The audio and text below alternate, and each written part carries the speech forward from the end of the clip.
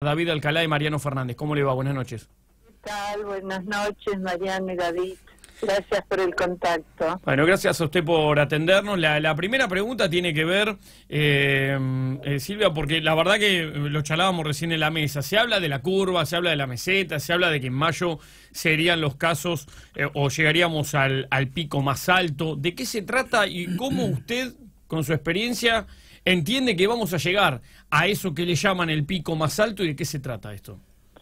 Mire, eso de manera responsable no lo puedo responder porque los datos que están brindando no permiten ese análisis.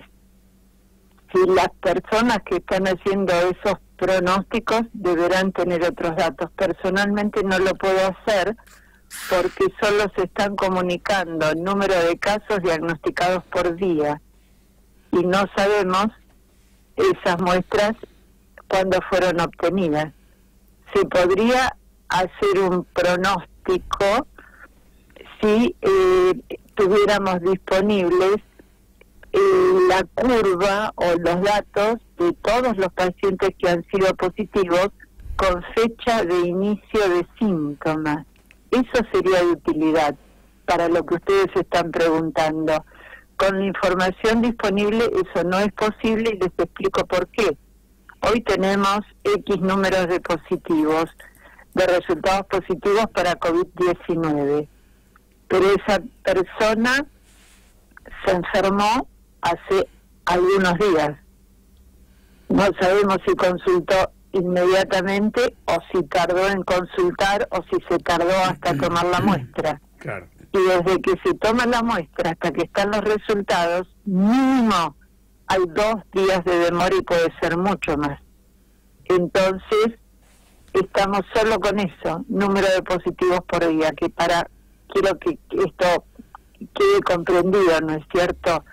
No tenemos los datos basales para ver cómo evoluciona el número de enfermos que son enfermos moderados o graves. Tampoco es una dimensión de lo que realmente está pasando, porque por las definiciones de casos que se han ido sucediendo, se escapan casos con manifestaciones clínicas menores. Y esto quiero que quede bien claro. O sea que es muy restrictivo el acceso al diagnóstico. Es apenas una muestra, y es una muestra que representa el número de enfermos moderados o graves. Bien, ahora, entonces hablar de meseta, de curva, como me decía usted, es irresponsable teniendo en cuenta los datos que manejan. Ahora, uno prende la televisión. No, perdón, a lo mejor tienen otros datos, sí. No los tengo y por eso marqué Claro. Responsablemente no puedo hacer ninguna predicción. Bien. Y que es lo que se necesita. Los demás tendrán otros datos, lo desconozco. Claro. Me hago cargo de lo que digo y lo que hago. Sí, está muy bien porque uno termina siendo esclavo de sus palabras. Bueno, al periodismo mismo le pasa, ¿no? Que a veces quiere meterse en un tema que no entiende, como es la infectología, por ejemplo, ¿no? Sí, pero tenemos cosas sencillitas, no se desanimen. Ahora, Silvia, esta situación, usted que tiene muchos años dentro de lo que es su especialidad, ¿la preocupó de un momento? ¿Usted paró la oreja de...? Sí. Desde el principio, desde mediados de enero, tal es así que nosotros empezamos la capacitación a mediados de febrero. Las primeras actividades de capacitación, que era muy claro la evolución en China, y después lo que fue pasando rápidamente a partir de los viajeros de la ciudad de Wuhan, donde emergió esta enfermedad. Era clara que la siembra en el mundo era a través de los viajeros. Claro. Ahora, perdón, Silvia, usted me dice que desde enero, una vez que el caso irrumpió en los medios, pero parecía muy lejano, algo que pasaba en China. Ya cuando China cerró las ciudades el 23 de enero y se vio la evolución de la curva y ya la presentación de casos en otros países, eso fue una alerta roja de aquellos. Por eso le digo, nosotros, pese al periodo de vacaciones, empezamos en febrero la capacitación de miembros del equipo de salud, los que estaban, para decirlo gráficamente, voluntariosos y entusiastas, porque aquellos que dijeron, no, hacemos la capacitación para fin de marzo, después de Semana Santa, claramente está todo suspendido. Claro. ¿Y eso pasó? Tarde. ¿Cómo? ¿Eso pasó?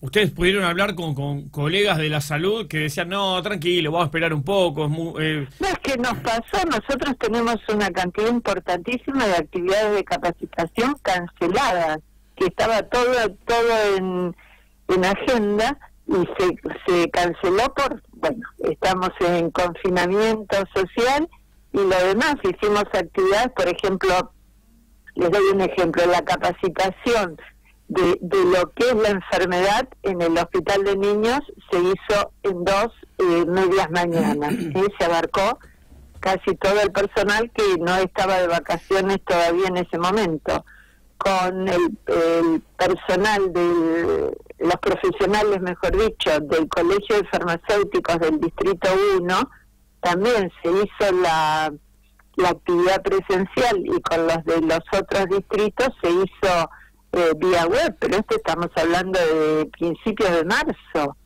Es decir pero piensen que por la distribución en general de las vacaciones hay gente que realmente, incluso en los primeros días de marzo, está de vacaciones. Bueno, hicimos lo que más se pudo. Lo otro, los que dijeron, después ya no hay después, porque estamos con el confinamiento, no se pueden hacer las reuniones, hay otras formas, ¿no es cierto?, vía web y lo demás, pero es más restrictivo porque no está el intercambio mano a mano. Algunos sistemas permiten que escriban las preguntas y se van contestando, pero realmente nos vamos a tener que acostumbrar a trabajar así, por cierto, pero no es lo mismo. Ahora el jueves tenemos una actividad así vía web, que es para los países del Cono Sur, que se hace desde Argentina. Silvia, le hago una consulta respecto, justo usted nombraba el Hospital de Niños, y para el común de la gente, el Hospital de Niños de La Plata es uno de los nosocomios más importantes en cuanto a pediatría, ¿verdad?, de la provincia y también también del país. Sé que usted integra uno de los comités del Hospital de Niños, y consultarle respecto, porque uno conoce muchos especialistas de la salud o enfermeros que trabajan en el Hospital de Niños, y muchos están teniendo problemas con todo lo que es los equipos de protección. Exactamente. Es un problema generalizado y en algunos lugares está mejor, en otros peor, y en otros de manera muy, muy crítica. Muy crítica. Acá hay dificultades, esto nos preocupa muchísimo, porque lo primero que hay que hacer es proteger al personal que está en la primera línea, que es el que está recibiendo al paciente y atendiendo al paciente. Y tenemos enormes falencias. Ustedes saben que por la calidad de los materiales que llegaron a algunos hospitales, este viernes no, el anterior, perdón, que ya no me acuerdo qué número fue, de marzo, se hizo una denuncia penal en la Fiscalía 7. Porque realmente lo recibido no cumplía con los requisitos. Bien. Entonces estamos complicados, muy complicados. Yo, aprovechando que estamos hablando de este tema, sé de muy buena fuente del Hospital de Niños que, por ejemplo, las salas de terapia intermedia tienen 2 botellas de alcohol líquida por turno. A la consulta que voy digo, ¿puede 2 botellas de alcohol de medio litro, de alcohol etílico de medio litro, ser suficiente? No es alcohol etílico, hay que usar alcohol gel. No. Si se usa el alcohol líquido solo, la indicación es o nos lavamos las manos con agua y jabón o usamos el alcohol gel. El alcohol líquido de ninguna manera puede ser para la higiene de manos, porque el alcohol líquido reseca las manos. Claro, el alcohol gel. Hacia ahí apuntaba, digo, como los enfermeros, por ejemplo, no están teniendo acceso al alcohol en gel o a una botella de lavandina para poder diluir con agua para enjuagarse. Digo, ¿es suficiente? No, para las manos nuestras tampoco la lavandina. La dilución de agua con lavandina, eso queda a cargo del personal de limpieza, que es para las superficies, que ese es el método del doble balde y el doble trapo. La primera pasada es con agua tibia y detergente en cantidad suficiente para que haga espuma al agitarlo, y con un trapo limpio se inicia. Y la segunda pasada es con otro trapo limpio, otro balde, con agua de la canilla, o sea, agua a temperatura ambiente, con lavandina en una dilución final al 5%. Pero la higiene de manos no es con lavandina. La higiene de manos hay dos opciones: o agua y jabón o el alcohol gel. Claro, en realidad lo que yo apuntaba, Silvia, era que el personal de enfermería lo que está haciendo es teniendo 2 botellas de alcohol para hacer toda la desinfección, por ejemplo, de todo lo que ustedes usan de acero inoxidable, las mesas. No, eso está mal. Las mesadas no se desinfectan con alcohol. Eso ya mismo lo voy a chequear. De ninguna manera. Claro. La higiene de la superficie es con agua y jabón y después con agua y lavandina, no con alcohol. Ningún antiséptico se utiliza para la limpieza, para la higiene. Porque no, de ninguna manera. Eso ahí hay un error conceptual importante. Ya mismo lo voy a conversar con los responsables. Lo consulto. Me preocupa muchísimo. Porque es un uso no adecuado de un recurso como es el alcohol, que es un antiséptico, no es para la superficie el alcohol. No, lo consulto porque le vuelvo a decir, de buena fuente sé que no tener... Esa buena fuente está trabajando mal, vamos a hacer que revise. Le agradezco el dato. No, por favor. Acá me preguntan, llegan mensajes. Leo, trabajador también de la salud, me pregúntale a la infectóloga si el personal de seguridad de los hospitales que recibe a los pacientes debe llevar el respectivo equipo de protección, porque también están expuestos, Silvia. No, depende de la ubicación del personal de seguridad. Por ejemplo, si el personal de seguridad recibe a los es un personal de seguridad que está en la entrada, o sea, en el acceso de las personas que van con fiebre y síntomas respiratorios, es una situación, y a lo mejor, como pasa en algunos lados, ese personal de seguridad está con un envase de alcohol gel para que se higienicen las manos al entrar. Ese personal de seguridad tiene que tener un barbijo. Claro. Pero no, es decir, esto hay que razonar con sentido común. Ese es el que está en el acceso del consultorio o de la entrada por donde llegan los pacientes que tienen fiebre y síntomas respiratorios. Esa es una situación. Y también depende del nivel de complejidad, porque esto no se da en todas las instituciones de salud. Claro. Silvia, mi pregunta termina siendo básica, pero la verdad que no googleo, trato de leer, también googlear es medio complejo. Mi pregunta tiene que ver con que, ¿por qué es tan contagioso el coronavirus? ¿Cómo puede ser que haya casi 1,5 millones de contagiados? ¿Qué tiene? ¿Qué encuentran ustedes en el análisis por diferente a otros virus, a otras enfermedades? ¿Qué es lo que tiene el coronavirus particular que parece infalible a la hora de contagiar? Es un virus que apenitas lo conocemos, apenitas. Es más lo que no conocemos que lo que conocemos de este virus. Tiene la característica que es de muy fácil transmisión de persona a persona y que además el 50% de las personas que están infectadas con este virus están asintomáticas. Y el asintomático contagia. Ese es un problema.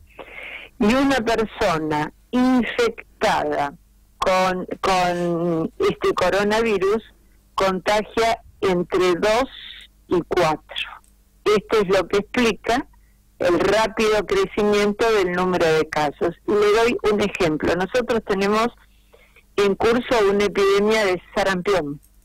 El virus del sarampión también es un virus respiratorio. con transmisión de persona a persona, y una persona con sarampión contagia a 15. O sea que tiene un potencial de transmisión muchísimo mayor. Claro. ¿Cuál es la diferencia? Que el sarampión siempre tiene manifestaciones clínicas. No tenemos el escondido, el tapado, como diríamos nosotros, de la mitad de los casos. El sarampión siempre tiene clínica. Acá estamos frente a un virus que entre el 30, algunos ya dicen hasta el 66%, como los datos de Nueva York, que hasta el 66% son asintomáticos. Cuando se describió la enfermedad, se hablaba de un 80% entre asintomáticos y formas menores. Hoy de ese 80% sabemos que la mayoría son asintomáticos. El asintomático sigue haciendo su vida normal, y el que tiene formas menores muchas veces también, y son personas que están sembrando virus en la comunidad. Esa es la diferencia. Claro. ¿Usted recuerda alguna otra así, digamos, con tanta fuerza? Porque no se recuerdan, digamos, pandemias. Nosotros... No, lo que pasa es que este es un virus nuevo y con ese potencial de transmisión, porque ya tuvimos, y todos nos acordamos, de la pandemia de influenza A H1N1 claro. del 2009. Tal cual. Pero lo que pasa que una persona con gripe contagia a 1, máximo a 2. Claro. Este está contagiando entre 2 y 4. Claro. ¿Cuánto cree usted? No tenemos, sí. perdón, y no tenemos ningún conocimiento inmunitario. Esto es totalmente nuevo. Todos nos podemos enfermar. Y le iba a preguntar. Que para la gripe, los más grandes, que fue la diferencia en la pandemia del 2009, los más grandes se enfermaron menos porque tenían algún recuerdo de algún virus parecido. Claro. Inmune, ¿no es cierto? Sí. Le iba a preguntar, porque usted habló de la situación de ser inmune. Se habla mucho de la vacuna, que obviamente no existe, se hablan de cuestiones alternativas, pero usted, con su experiencia, ¿cuánto cree que va a tardar en aparecer la vacuna del coronavirus? Porque claramente lo que ocurre es que nos ha cambiado la vida a todos, y da la sensación de que por más que se levanta hoy la cuarentena y demás, vamos a transitar un 2020 con el virus dando vuelta. El virus se va a quedar y el virus va a circular. Muy probablemente puede haber ondas u olas. Tenemos que pensar una perspectiva de alrededor de 2 años, así intensos. 2 años. Con respecto, sí. alrededor de 2 años, así, porque pueden ser, vio como las olas que se retiran y vuelven. Sí. Podemos tener ese tipo de comportamiento, no lo sabemos. Lo que nos va a marcar es lo que pasa en China, en los países que primero tuvieron el problema. Claro. Vamos a seguir aprendiendo de los primeros, a ver qué tienen segunda ola, que es lo que pasó en la pandemia de la gripe española de 1918, que la segunda ola fue más intensa que la primera. Bien. Y usted me dice que este es otro virus, nada que ver con los virus influenza. Sí. Entonces, lo que hay que ver es ese comportamiento, pero en principio pensar que esto va a durar meses. Con respecto a la vacuna, reforzar lo que les había comentado, ¿no es cierto? Que es un virus que apenas conocemos. Claro. El cálculo más optimista es una vacuna en 18 meses. Y le aclaro, ninguna vacuna se ha desarrollado en 18 meses. Las vacunas en general llevan años. Este es un virus que todavía no conocemos. Pensemos, para hacer una comparación, y ojalá que me equivoque, con respecto al desarrollo de vacunas. En los 80, cuando emergió el SIDA, era la esperanza en la vacuna. Claro. Estamos en el 2020 y no hay vacuna. Claro. Con no sabemos lo que va a pasar, por eso esa frase que en nuestro medio la acuñó el profesor José Alberto Mainetti cuando empezaron los tiempos del SIDA, que decía, ni cura, ni vacuna, educación. Hoy lo aplicamos a esto. No tiene cura, no tenemos vacuna, lo único que tenemos es la educación para la salud. Claro. Y la distancia entre persona y persona, la higiene de manos, evitar el contacto físico, protegernos la boca y la nariz al toser o estornudar, es lo que tenemos. Y tenemos que enfrentarlo con estas medidas. Como nos pasó en la pandemia de gripe, fue algo diferente, porque había drogas específicas para el virus. Claro. Acá no tenemos. Silvia, por eso lo comparaba con los comienzos del SIDA. Claro. Silvia, le agradecemos el tiempo, la verdad que bastante interesante. También obviamente es preocupante, pero de escucharlo de usted es buena la información que nos brinda con respecto a lo que va a pasar y empezar a imaginar un futuro con el coronavirus dando vuelta, con esta situación de oleadas, y prestaremos atención a los países que lamentablemente están mucho más afectados, que ha llegado obviamente primero y que ha hecho en muchos de esos casos un desastre. Le agradecemos el tiempo en el aire y seguramente no va a ser la última vez que hablemos, así que nada, la molestaremos más seguido para... No es una molestia, por favor, todo lo que sirva, adelante nomás. Muchas gracias por Gracias Silvia, a usted, que tenga buenas noches. Silvia. Escuchamos a Silvia